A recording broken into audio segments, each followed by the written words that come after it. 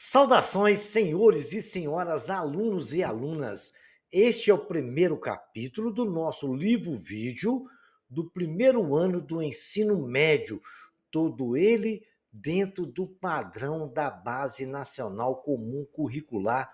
Já vão se inscrevendo aí no nosso canal para nos ajudar. E quando se inscreverem, por favor, clique no sininho para receberem notificações. Um like aí embaixo também ajuda muito. Desejo a todos que tenham bons estudos. Nós vamos iniciar discutindo e falando sobre os conjuntos numéricos. Inicialmente, nós vamos falar dos conjuntos dos números naturais. Os números naturais inteiros positivos e as razões entre eles racionais eram os únicos tipos de números trabalhados pelos gregos no século V a.C. Eles acreditavam que esses números fossem suficientes para comparar duas grandezas quaisquer de uma mesma espécie, segmentos de retas, áreas, volumes, etc. A primeira grande crise no desenvolvimento da matemática ocorreu quando se percebeu que havia segmentos de reta cuja medida não correspondia a nenhuma razão entre dois números naturais, o que significava que a reta numerada continha pontos que não correspondiam a nenhum número conhecido. Esses novos números foram chamados de números irracionais. O número de ouro, como eu já falei lá no ensino fundamental, o número de ouro dos gregos, símbolo da harmonia e da beleza, é um dos mais famosos exemplares dos números irracionais, representado por 1 mais raiz de 5 sobre 2, que corresponde na forma decimal ao número 1,61803398. E como vocês podem observar, isso vai até o infinito, porque esses três pontinhos, isso significa isso. E que não é uma dízima periódica, porque não tem um período que se repete. Vocês podem notar que o número de ouro é 1,61803398 e vai mudando e nunca se repete de forma periódica. Esse número está presente em diversos elementos da natureza, na arte, na arquitetura, na música e na literatura.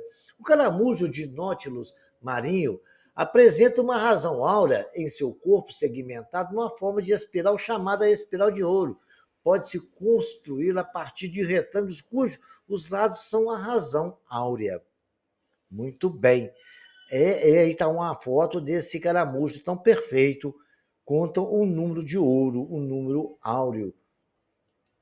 A obra Mona Lisa, em 1503, 1506, de Leonardo da Vinci, que ele é de 1452 a 1519, apresenta a razão áurea em várias partes. Por exemplo, se fizermos um retângulo ao redor do rosto, né, do rosto da Mona Lisa, e dividirmos a medida do comprimento pela largura, obteremos o número de ouro. O Partenon de Atenas, lá na Grécia, é um templo grego construído por volta de 440 a.C., cuja medida da largura dividida pela altura resulta aproximadamente 1,6 metros, que está próximo, muito próximo, do nosso famosíssimo número de ouro. Então, esses exemplos é que a gente agora vai começar a falar dos números irracionais. Os dois principais objetos de que se ocupa a matemática são os números e as figuras geométricas. Quando comparamos uma grandeza e uma unidade, obtemos um número. Se a grandeza é discreta, a comparação é uma contagem e o resultado é um número natural. Por exemplo, quando contamos o número de selos de uma coleção, aqui a unidade é um selo. Se a grandeza é contínua, a comparação é a medição do resultado, é um número real. Por exemplo, quando medimos a distância em quilômetros entre duas cidades, aqui a unidade é 1 quilômetro. Os números estão presentes de modo marcante no nosso dia a dia. Agora nós vamos ter uma noção de conjunto. A noção de conjunto é bastante simples, é fundamental na matemática, pois a partir dela podem ser expressos todos os conceitos matemáticos. Um conjunto é uma coleção qualquer de objetos. Por exemplo, o conjunto de unidades federais da região centro-oeste do Brasil. Nós poderemos dizer que é Mato Grosso, no conjunto C qualquer, Mato Grosso do Sul, Goiás, Distrito Federal.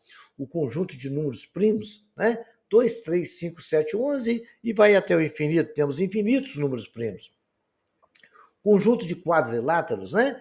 Pode ser todo quadrilátero, toda figura de quatro lados. Chamamos de conjunto Q. Esses são exemplos de modos de conjuntos. Então, senhores, nós podemos agora começar a introduzir o conjunto de uma forma bem mais eficiente no nosso conteúdo matemático.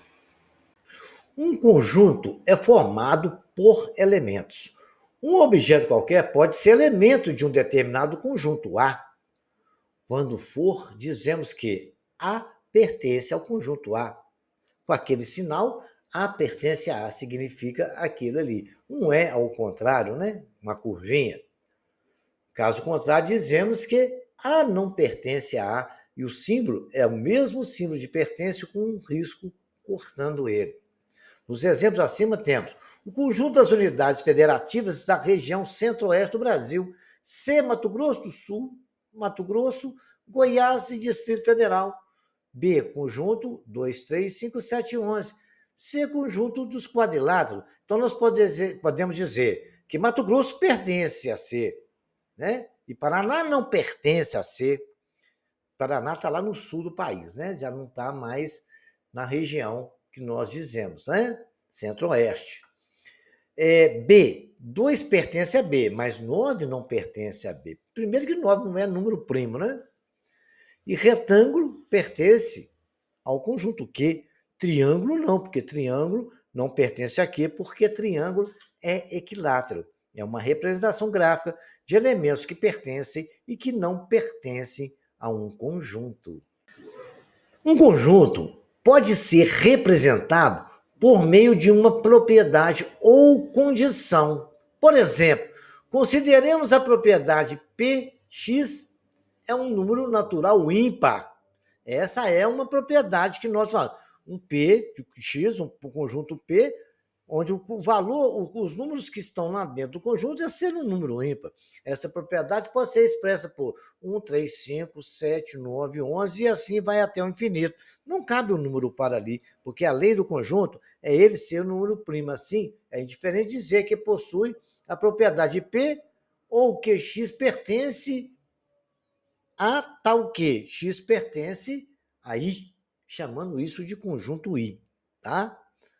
Então, a gente pode dizer que C2.x é um número natural que satisfaz a condição x maior que 5. Então, um conjunto onde a variável x é um número que satisfaz a condição maior que 5, né? Não tem um risquinho de igual, então 5 não entra. Essa condição pode ser expressa no conjunto A igual 6, 7, 8, 9, 10 e assim até o infinito. Nesse caso também é indiferente dizer que x satisfaz a condição de que x pertence a A. Todos os elementos estão ali, pertencem ao conjunto A, porque satisfaz a condição de ser maior que 5. Agora consideremos o conjunto E e F. Se todos os elementos de E foram também elementos de F, dizemos que E é um subconjunto de F e que E está contido em F, ou ainda E é parte de F. Indicamos que esse fato é contido em F, aquele sinal, aquela parecendo uma ferradura deitada, significa contido, que pode ser lido da seguinte maneira: E é subconjunto de F, E está contido em F e E é parte de F. Podemos representar o subconjunto em um diagrama, como está aí, um conjunto E preto dentro de um conjunto F azul. Todos aqueles elementos de E estão dentro do conjunto F. Está contido no conjunto F e o símbolo é aquele que eu acabei de mostrar para os senhores. O conjunto dos números naturais, como estudamos lá no ensino fundamental. O conjunto dos naturais é representado pela letra N e é igual a 0, 1, 2, 3 e vai até o infinito. Não são números negativos, são os naturais inteiros, eles são naturais, positivos. Né? Nos naturais não se cabe número negativo. O primeiro elemento desse conjunto é o 0 e o sucessor do 0 é o 1. E o sucessor de 1 é o 2 e assim por diante. Representa-se o sucessor de um número natural dado por n, um número natural n qualquer, por n mais 1, Como sempre, podemos obter o sucessor de um número natural, dizemos que o conjunto dos números naturais é infinito. Tal fato é representado pelas reticências, os três pontinhos que a gente coloca no final, como coloquei ali no conjunto N, ok? Dada essa informação, estou só esclarecendo, lembrando aos senhores de assuntos que estudamos lá no fundamental, né?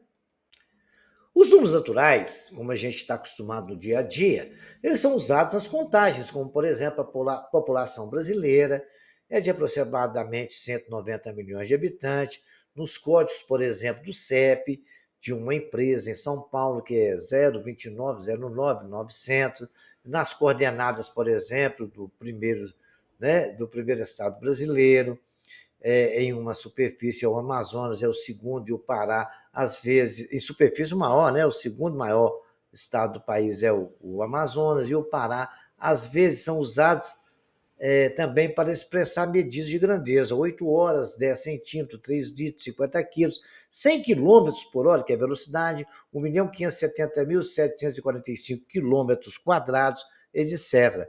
O odômetro, como você está aí, tem cheio de número, é um painel de carro onde a gente registra a quilometragem de um carro percorrido, a placa do carro, são números representados por códigos de identificações, né? O conjunto dos naturais é importante, né? Que um subconjunto de N é conjunto N asterisco, obtido excluindo o zero. Quando aparecer para os senhores conjunto N asterisco, porque não tem o zero, ou é um subconjunto de N, porque o zero pertence ao N. Agora, sem o zero, ele é um subconjunto. Né? Um subconjunto de N é parte de N, e é um conjunto dos números naturais. Pares, por exemplo, um conjunto de naturais pares é 0, 2, 4, 6, 8, 10, 2. São os números pares dentro do conjunto. Ou P duas vezes N, onde N pertence a N. Indicamos que P está contido em N, lê-se P é um subconjunto de N, ou P está contido em N, ou P é parte de N. Então a gente já perguntar o sinal de contido, a mesma coisa que aconteceu com aqueles outros conjuntos anteriores. Dentro do próprio conjunto N, a gente tem vários subconjuntos, né? Os números pares só separados, os ímpares, o com zero, sem o zero. É como a gente pode separar as coisas. E essa parte que a gente separa fica sendo subconjunto daquele conjunto infinito, que é o conjunto dos números naturais. Agora nós vamos começar a falar dos conjuntos dos números inteiros, que é representado pela letra Z. Reunindo os números naturais e os números inteiros negativos, obtemos todos os conjuntos inteiros, que é representado por de zero, se você ver, tem um conjunto dos naturais, 200, que vai até o infinito. Mas antes dele tem os números negativos, que também vão até o infinito. Juntando essas duas partes, a gente tem um conjunto Z. Temos aí uns números negativos que são usados, por exemplo, para marcar temperaturas negativas. Está aí menos 3 graus centígrados, que estava fazendo a temperatura em algum lugar. Então, quando se está falando em números negativos e positivos, nós falamos dos números inteiros. Conjunto dos números inteiros representado pela letra Z, ok? Cuidado para não confundir com os números naturais, porque números naturais é um subconjunto de Z. Bacana? O conjunto dos inteiros Z, como está aí, eu acabei de falar isso na tela anterior, pois N está contido em Z. O conjunto dos números naturais, que está ali representado no diagrama, ele está dentro de Z. Ele é um subconjunto de Z. Quando a gente falar também Z asterisco, é a mesma coisa do conjunto Z sem o zero, como está ali escrito ali. Z asterisco. Abriu chave, nós temos ali menos 1, menos 2 e 2, menos 3 e 3, 4 e 4, todos os dois vão ao infinito, mas não temos o zero. Observe que a figura seguinte, há uma simetria na relação ao zero, né? Há uma simetria, você pode ver menos 2 e 2, 0, 1. Aí eu mostrei para os senhores, tem 2 e 2 fazem a simetria, 3 e 3, e assim sucessivamente vai até o infinito. O oposto ou simétrico de 3 é menos 3, bem como o oposto de 3 é menos 3, né? Ou vice-versa, valendo 3 mais menos 3 é igual a menos 3 mais 3, que é igual a zero. Se você somar dois simétricos, você sempre vai dar o número zero. A conclusão lógica, nós já aprendemos isso lá no fundamental, estou só relembrando para os senhores. A divisão de dois números inteiros nem sempre resulta no número inteiro. Esse agora é um problema para a gente. Menos 8 mais 2, por exemplo, mais vezes dividido por menos dá menos, 8 por 2, 4. É possível que 4 pertence a Z. Menos 7 dividido por mais 2 é igual? Não é possível Z, porque não dá um número natural, não dá um número inteiro. E nem um número natural. Então a gente agora vê que foi necessário criar um conjunto Q, ok? Vamos estudar agora o conjunto dos números racionais. O conjunto dos números racionais. Acrescentamos as frações não aparentes positivas e negativas ao conjunto Z, obtemos o conjunto dos números racionais chamado de Q. Assim, há um exemplo. Nós temos zero, na frente do zero nós temos um meio, vai 3 quartos, depois tem um 1. Entre 0 e 1 tem aqueles números e tem mais infinitos números ali. Depois tem 5 terços e 2. Depois nós temos, simetricamente, menos 1 quarto, menos meio, menos 1, 3 meios, menos 2. Observe que o número racional pode ser escrito na forma A sobre B, com A pertencente a Z e B pertencente a Z, onde B sempre diferente de zero. Muito bem. Olha, pertence a Z, que é o dos inteiros. Aí forma-se o número Q.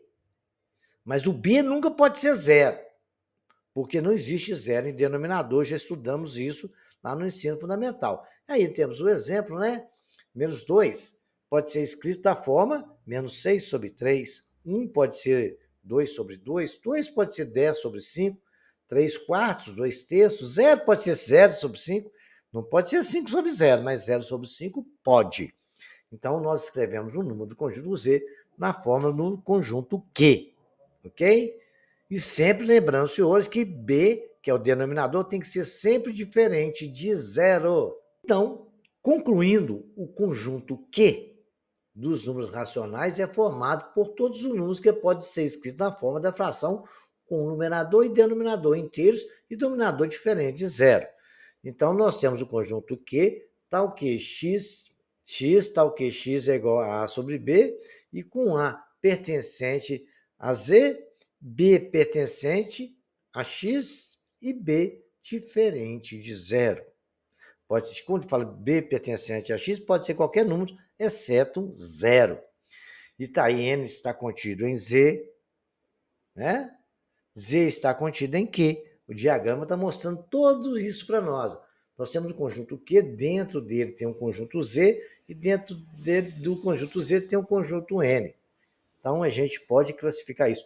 Guardem esses procedimentos. Ele é muito simples, mas a gente tem que memorizar essa visualização, porque vai ajudar a resolver problemas de conjunto lá na frente, ok?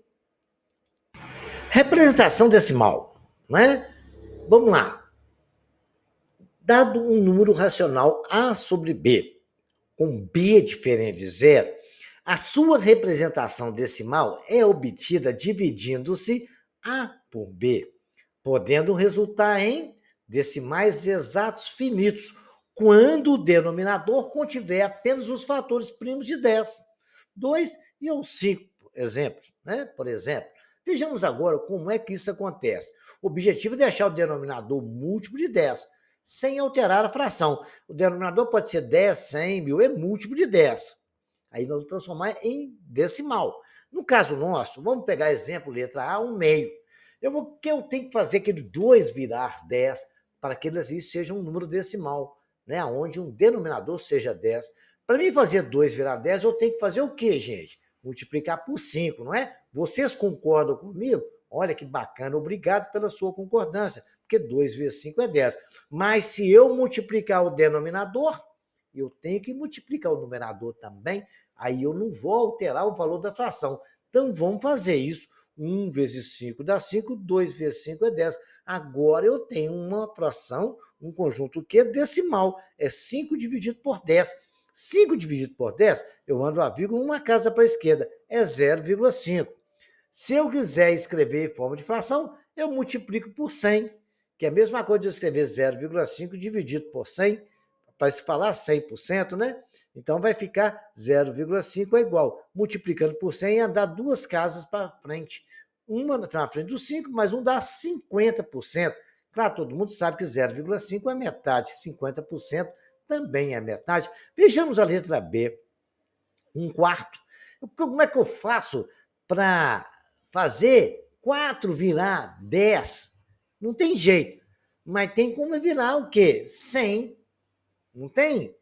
Se eu pegar 4 e multiplicar por 25, se você tiver dúvida, você pega o 100, já não dá para virar 10. Eu sei que 10 não tem jeito de virar com 4, né? Então, vou tentar fazer com 100. Eu pego o 100 e divido por 4. Deu exatamente 25. Aí eu multiplico por 25 do numerador e o numerador também vai ficar 25 sobre 100, que é 0,25. Se eu quiser escrever por porcentagem, eu divido por 100, multiplico ele por 100, porque porcentagem já está dividido por 100, né? Por isso vocês estão vendo, 25 sobre 100, 25%. Então, é 25%. Basta multiplicar o 0,25 por 100 e colocar o símbolo de porcentagem, que quando a gente coloca esse símbolo de porcentagem, significa que aquele 25 está sendo dividido por 100. Bacana? Vamos ver a letra C? Eu tenho 5. Como é que eu faço 5 virar 10? Letra C está mamão com açúcar, né? Basta multiplicar por 2, 5 vezes 2 é 10, eu multiplico o numerador também, é 6 sobre 10. Se eu dividir dá 0,6, transformando em exatamente porcentagem, eu multiplico 0,6 por 100 e escrevo a porcentagem 60%. 13 sobre 20. Como é que eu faço 20 virar 10? Não tem jeito, mas 100 tem.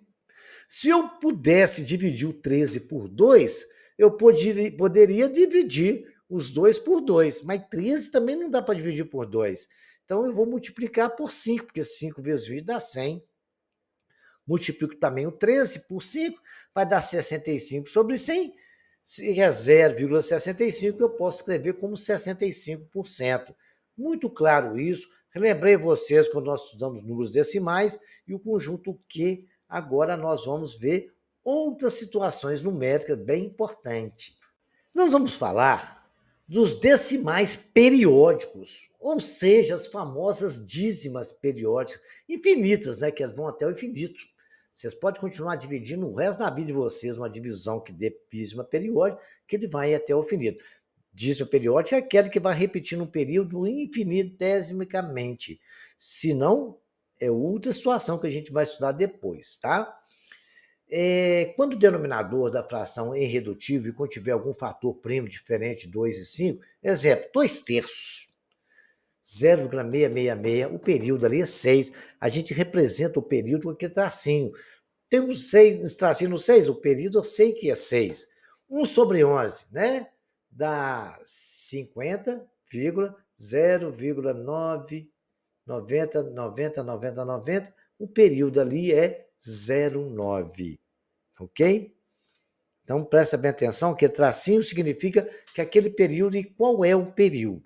Então, o período que apareceu desse jeito, você sabe, diz periódica de período 0,9. Bacana?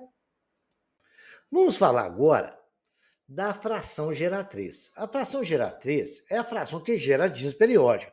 Eu tenho a dízima periódica 0,333 ali. Então, eu quero descobrir qual é a fração que gerou ele. Então, eu já sei que o período é 3. Então, a gente escreve que é 3 com o tracinho ali. Então, fazendo, então, o x igual a 0,3333. Muito bem. O que eu faço? Eu vou multiplicar tudo por 10. Altera a função? Não.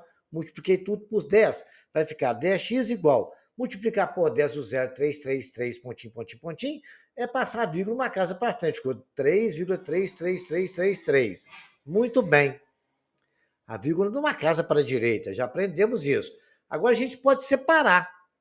Ali não é 3 inteiro mais 0,333? Então, 10x igual a 0 mais 3,333. Agora, eu sei que 0,333 não é um x. O 10x igual a 3 mais x. X eu somo com x, né? 10x menos x, está aqui somando na direita, vai para a esquerda, subtraindo, é igual a 3. Com 9x igual a 3. 9 x igual a 3, x é 3 dividido por 9, simplificando a fração, x é igual a 1/3. É exatamente a fração geratriz que gerou para nós aquela dízima periódica. Bacana, né? Simplesinho, aprendemos isso lá no 7º ano. Como fazer chave de fração geratriz. Estou lembrando os senhores aqui no ensino médio, que legal. Vamos fazer mais um exemplo? Veja, senhores, a função geratriz agora, quando a gente tem um período com duas casas. É a mesma coisa, não muda muita coisa não, mas vamos fazer o exemplo? X igual a 0, 36, 36, 36, x pontinho. Como é duas casas, então eu vou multiplicar por 100, tá bacana? Então vai fazer o quê? 100 é igual, multiplicando por 100 não tem que andar duas casas? 36,36, 36. Eu separo. 100x é igual a 36 mais 0,36, 36. Muito bem. Mas 0,36, 36 não chamei de x, então vou colocar x. Ficou 100x menos x é 99x é igual a 36. X é 36 sobre 99, que é a função geratriz que gerou aquela dízima periódica. Essa é uma função geratriz de uma dízima periódica mista.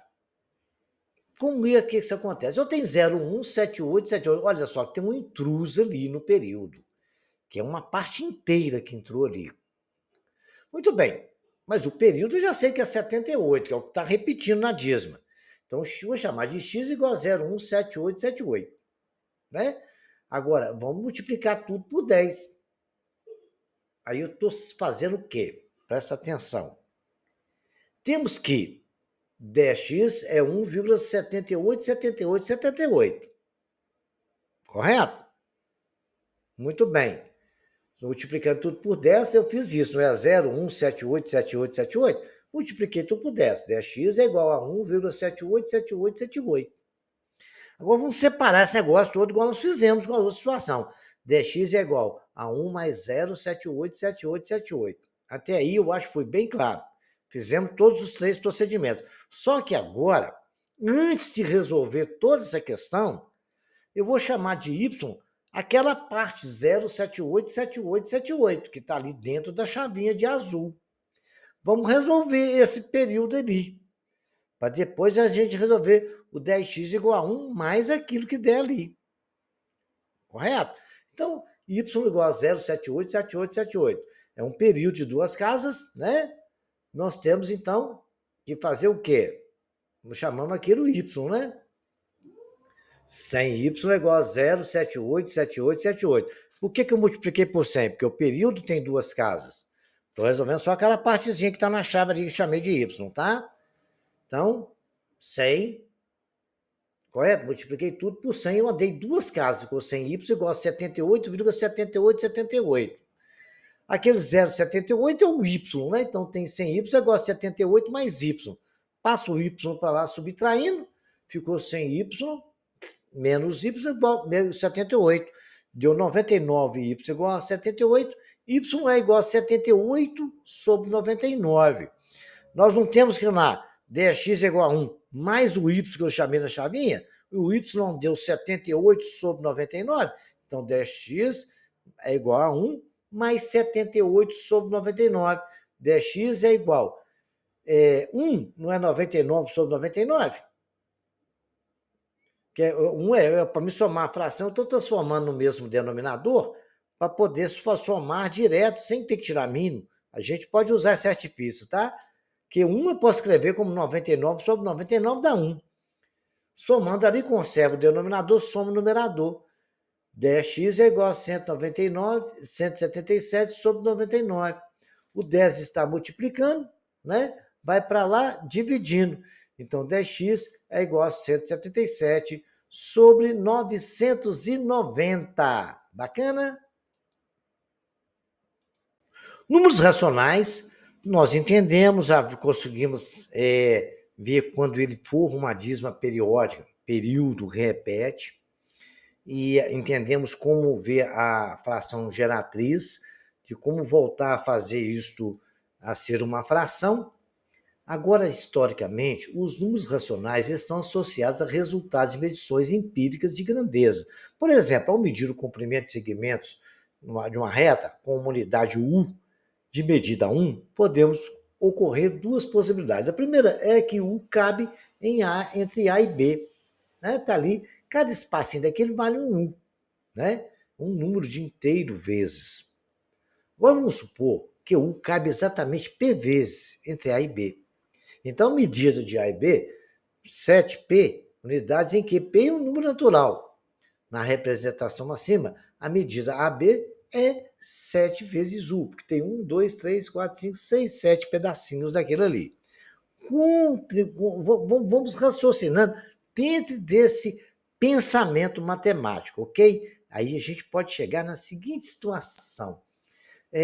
O segundo exemplo é que U não cabe um número inteiro de vezes sem entre A e B. Existe entre U uma unidade V qualquer, correto? Então, o que pode acontecer? Vejamos, senhores. Nesse caso, procuramos um segmento de reta V que caiba Q vezes no segmento unitário, U e P. Cabe lá dentro de U, automaticamente vai caber dentro de P. No segmento da reta AB, a medida de V será uma fração 1 sobre Q. Vamos dizer que seria um número racional, entre aspas. A medida de AB será P vezes, ou seja, igual a P sobre Q.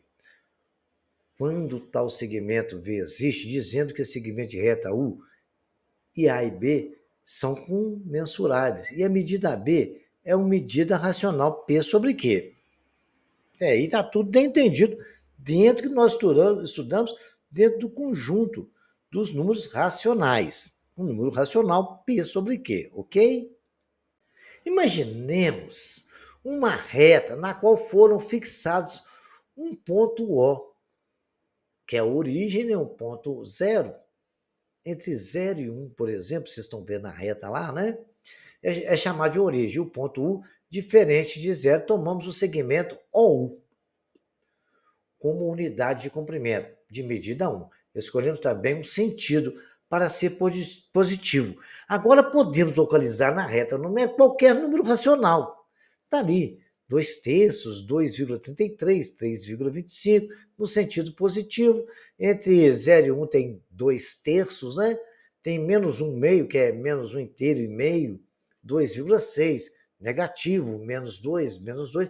Então está ali todas essas unidades. Vocês estão vendo um monte de risquinho entre menos 3 e 2. Depois do 3 e 4 ali, a gente tem o 3,25, mas tem 2 risquinhos lá. Isso tudo está no sentido positivo, abaixo do zero é sentido negativo. Vamos crescendo isso aí. Aí, a gente, por enquanto, ainda estamos falando de número racional. Mas pode acontecer outra situação. Falando do número racional ainda, na reta numérica, está aí todinha, como nós fizemos ali, sentido positivo, a unidade entre 0 e 1. Nós podemos dizer que 2 terços fica entre 0 e 1, né? Dividido o intervalo em 3 partes iguais. E tomamos 2 partes no sentido entre 0 e 1. Está ali, está desenhado na reta. Né? Menos 1 inteiro e meio fica entre menos 2 e menos 1, no ponto médio do intervalo. Está ali marcado na reta, 3,25, né? É igual a 3. Correto? É a mesma coisa que eu posso dizer que 25 sobre 100 é igual a 3 inteiros e 1 quarto. Posso dizer que 25 sobre 100 é 0,25. 3 inteiros e 25 sobre 100. Que é 25 sobre 100, se eu simplificar essa fração, vai dar 3 inteiros e 1 quarto. Fica entre 3 e 4. Dividindo o intervalo em 4 partes igual. E tomamos uma parte no sentido de 3 para 4. Então, estaria o 3,25. O 2,333 é 2 inteiros e mais 3 sobre 9. Que é, simplificando a fração, é 2 inteiros e 1 terço. Lembra quando nós pegamos 0,333 e fizemos a fração geratriz? É 1 terço, né? Fica entre 2 e 3, dividindo o intervalo em 3 partes iguais e tomamos uma no sentido de 2 para 3. Bacana. Ainda estamos bem entendendo bem os números inteiros, tudo que nós fizemos nessas retas dos números racionais. Podemos concluir que todo número racional tem um ponto correspondente na reta numerada. Isso aí nós já vimos várias vezes, mas nem todo ponto na reta numerada corresponde a um número racional.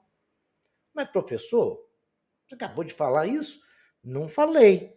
Eu falei que tem vários, mas nem todos correspondem ao número racional. Assim, o conjunto Q não preenche toda a reta numérica. E como se existissem buracos no universo a serem completados com outro tipo de número, que nós vamos chamar agora de números irracionais, que está ali dentro de intervalos infinitamente crescendo. Vamos ver que números racionais é esse? Muito bem, senhores. Olha, não vamos ficar só nisso aqui, não. Agora já estão aumentando os racionais, depois a gente vai ver os números reais, depois os números complexos. Vamos estudar todo quanto é tipo de número que pode aparecer na nossa vida. Apresento aos senhores um outro número racional. No início desse capítulo, eu falei do número de ouro. Né? Nós temos aí o pi, que nós estamos cansados de trabalhar com ele aí. É um número irracional também. E agora vamos entender melhor como funcionam esses números racionais. A diagonal de um quadrado, por exemplo, é um número irracional. Vejamos lá, ao medir a diagonal de um quadrado, cujo lado mede uma unidade de comprimento, chegamos a um número que é racional. Vamos supor que cada lado do quadrado ali vale 1. A diagonal do quadrado é aquela parte que divide o quadrado em dois triângulos, e aquele lado que é a diagonal é a hipotenusa de um triângulo retângulo. Sabemos que o quadrado é formado de ângulos de 90 graus. Aplicando Pitágoras, nós temos que a diagonal ao quadrado é raiz de 1 ao quadrado mais 1 ao quadrado. Somando ali, né, a diagonal, 1 ao quadrado é 1, mais 1 ao quadrado dá 1, 1 mais 1 é igual a 2. Diagonal ao quadrado é igual a 2. Diagonal é igual a raiz quadrada de 2. Que número elevado ao quadrado resulta em 2? Né? Me fala. Nós sabemos, por exemplo, raiz de 4 é 2, porque 2 vezes 2 é 4, raiz de 9 é. Raiz de 1 nono é 1 terço, porque 1 terço vezes 1 terço dá 1 nono. Com o uso do calculador, podemos obter a parte representada decimal fazendo aproximações sucessivas. Então, a gente vai tentar fazer quanto que é a raiz de 2, fazendo por aproximação, para vocês verem como é que isso aí pode chegar ao infinito. Vejamos como é que funciona isso. Vamos tentar extrair a raiz de 2. Raiz de 2. 1 ao quadrado é 1. Né? 2 ao quadrado é 4. Então, temos uma coisa aí para ser discutida, né? Vejamos então, senhores, o que a gente pode fazer com essa situação. 1 ao quadrado é 1. Então, é menor que 2. Beleza. 2 ao quadrado é 4, maior que 2. Então, a raiz de 2, eu posso concluir que está entre 1 e 2. Então, eu vou tentar agora um número maior que 1, né? E um pouquinho menor do que esse número que eu vou escolher. Eu escolhi 1,4 ao quadrado. Dá 1,96. Eu poderia tentar 1,3, mas eu adiantei porque eu já sabia o valor que 1,4 dava 1,96.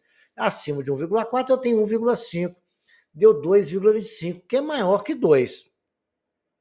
Então, eu sei que a raiz de 2 continua no intervalo de 1,4 e é menor que 1,5. Muito bem.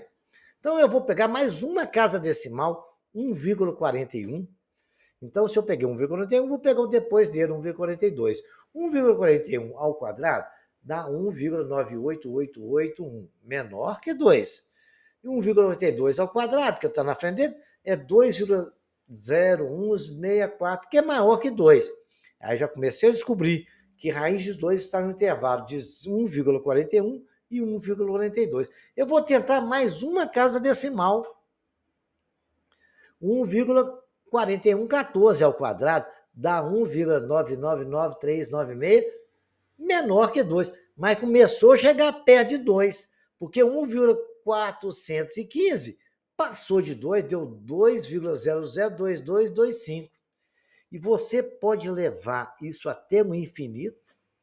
Você pode passar ali agora 1,414 mais 1. Depois 1,4145 com outro 1 na frente, e fazer as potências disso aí, você nunca vai chegar a 2. Vai chegar sempre próximo de 2. E o outro vai passar de 2. Então, eu sei que está sempre desse intervalo. Por isso eu chamo raiz de 2 um número irracional. Vocês podem ver que o período dele não repete. Olha lá, deu 1999396. O outro deu 2002225. Depois, se você continuar, você vai ver que isso não vai até o infinito. Portanto, essa é uma definição de um número racional, onde ele vai com divisões sucessivas e vai até o infinito. E não repete no período, por isso que não é uma dízima periódica, tá bom? É um número irracional. Como eu disse a você, né? Os números são irracionais. Tem os números racionais e os irracionais. Vamos falar, se continuarmos nesse processo, né? Não chegamos nem a uma representação decimal exata, nem a uma dízima periódica. Portanto, a raiz de 2 não é um número racional. Os números que não admitem uma representação decimal exata, nem a representação na forma de dízima periódica, não temos período, né? Chama-se números irracionais. Raiz de 2 é um número irracional, pois a representação decimal de raiz de 2 possui infinitas casas decimais não periódicas. A sequência 1,4, 1,41, 1,414, 1,4114, 1,41421 aproxima-se do período do número irracional, raiz de 2, que é 1,414213562, e aí vai, e não é um período. Pi é um número racional, 3,1459, 6535, e vai até o infinito, sem isso, o número de ouro, que é aquela letra grega chamada Φ, né, representa o número de ouro, é 1 mais raiz de 5 sobre 2, que é 1,6180339877, Φ é um número irracional. Então, nós aprendemos agora e entendemos o que é um número irracional. Ok? Bacana, né? O conjunto dos números reais já é uma reunião do conjunto dos números racionais com os números irracionais, obtemos o conjunto dos números reais. Existe uma correspondência bionívoca entre os números reais e os pontos na reta. Temos assim a reta real é constituída na forma de uma reta e escolhemos a origem e associamos a ela o zero. Um sentido de percurso e uma unidade de comprimento. Uma unidade de 0 até 1 ali vale 1. Com os números reais, toda a equação do tipo x ao quadrado igual a A, com A pertencente a n, pode ser resolvida com todos os segmentos medidos. Né? Ali tem a medida, 1,5 menos 1, está tudo ali, tem uma medida. Até a raiz de 2 está ali dentro dessa situação. É uma medida, ok? Dentro do diagrama, nós podemos agora concluir que o diagrama ao lado relaciona os conjuntos numéricos. N está contido em Z. NZ está contido em Q. NZ e Q está contido dentro do real. Beleza. E os irracionais também estão dentro dos reais. Bacana? Vocês podem ver que o irracional não entrou lá nem Q, nem Z, nem N. Ele é um conjunto que está dentro dos números reais e estão todos ali. Ok? Então, aí tudo que nós estudamos agora, tudo que eu falei para vocês com relação ao conjunto, tudo que nós dizemos, é este diagrama que nós temos aí que entender. A diferença entre um número natural, um inteiro, um racional, um real e um irracional. Esqueçam, memorizem isso, porque isso vai ser muito importante nos estudos da agora por diante. Desigualdades entre números reais. Dados dois números reais qualquer, A e B, ocorre que uma e somente uma das seguintes possibilidades. Ou A é maior que B, ou A é igual a B, ou A menor que B. Não tem como ser outra situação, ok? Geometricamente, se A é menor que B, significa que A está à esquerda de B. Tranquilo, aí a reta está nos mostrando A menor que B. Geometricamente, a desigualdade A maior que B significa que A está à direita de B na reta real. Simplesmente estou passando aqui para não deixar batido esse pensamento. Vocês têm que observar. Quando A for igual a B, vai ser o mesmo valor na reta, mas quando for maior e menor, é essa situação trocada. Então temos que observar bem isso aí, para na hora de nós montarmos os nossos gráficos e fazer o nosso conjunto de retas reais, ok? Módulo de um número real. A função modular é uma função que a gente vai estudar para frente aqui no ensino médio. Mas eu vou relembrar alguma coisa e dar alguma dica para vocês. O módulo de um número real funciona o seguinte: eu tenho que explicar isso, porque na hora da gente for somar dentro da reta real, a gente soma sempre em função de módulo.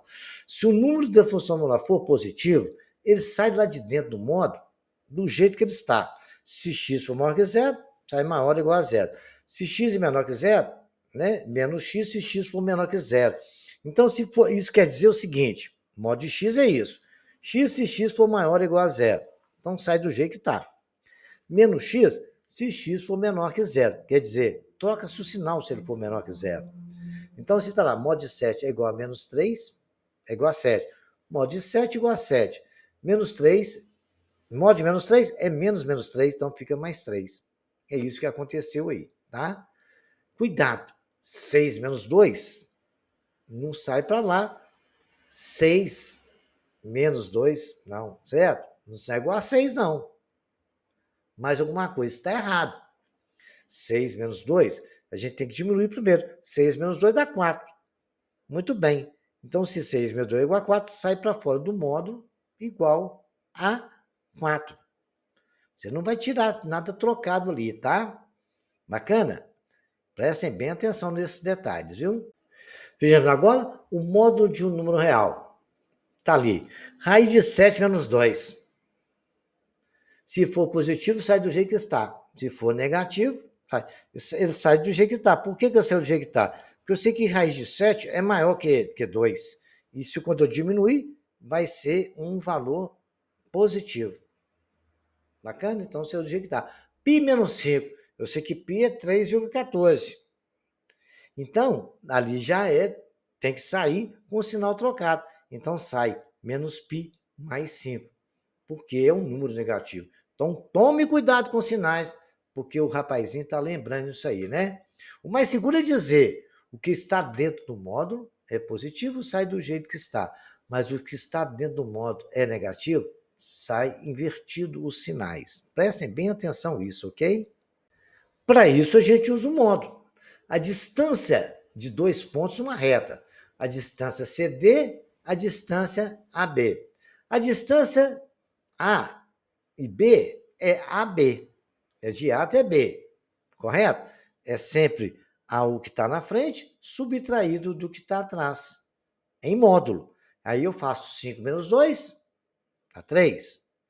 Módulo de 3, 3. A distância CD. A distância CD é a distância de C até D. Então, o que eu posso dizer? Que é menos 4, que é o que está na frente, menos o outro, que é menos 5. Menos 4, menos 5. Aqui é menos 5 não vira mais 5. Menos 4 mais 5 não é 1. Módulo de 1, que é igual a 1. A distância de D e A é a distância de DA. Então, qual que é o valor que D está na reta? É a distância de D e A, é a distância D menos, que é a distância do da frente, que é 2, menos 4. Menos 4 não vira mais 4 somado com 2 é 6. Então, a distância entre D e A, sempre o que está na frente, menos o que está atrás, tá? Vai ser o quê? 6. Módulo de 6 é 6. A distância entre B e C. Tá, o C que é menos 5 e o 5 lá na frente. O que está lá na frente não é o primeiro que coloca.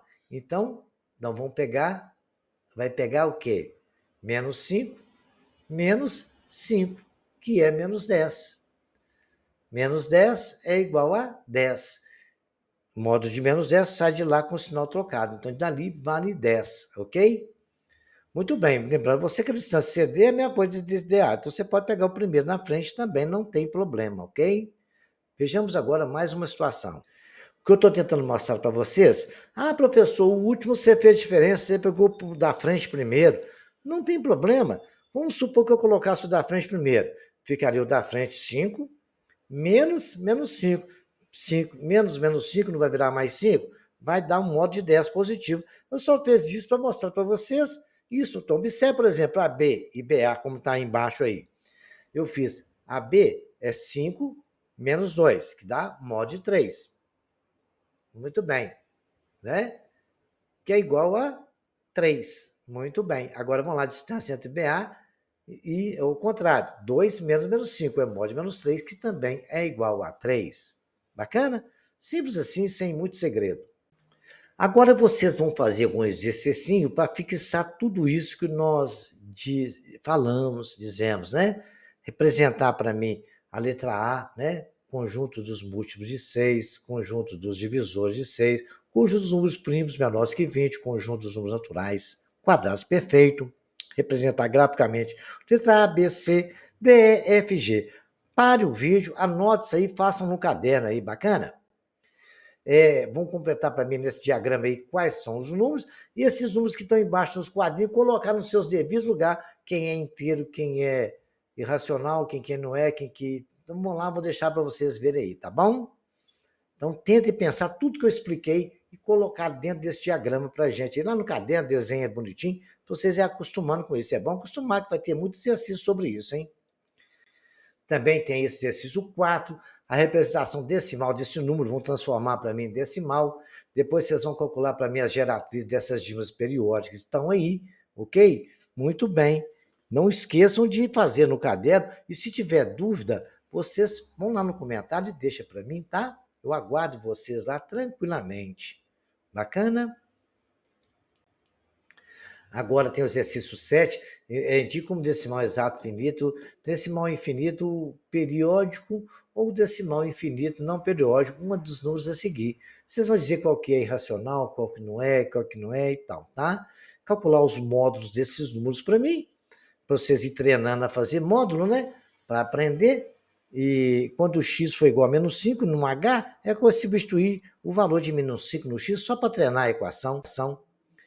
E agora, se P corresponde ao número menos 127, Q corresponde ao número 238 e M corresponde a menos 101. Calcule PQ, MPM, MQ. É a distância lá. Lembra daquela explicação que eu dei, que é o da frente menos o de trás e faz o módulo? Tente raciocinar dentro daquilo que eu expliquei. Compartilhe esse vídeo com os amigos de vocês, compartilhe com seus colegas. Se tiver dúvida, deixe nos comentários. Não se esqueçam de querer ver no canal. Não se esqueçam de curtir as nossas aulas. Senhores, até o próximo capítulo em breve.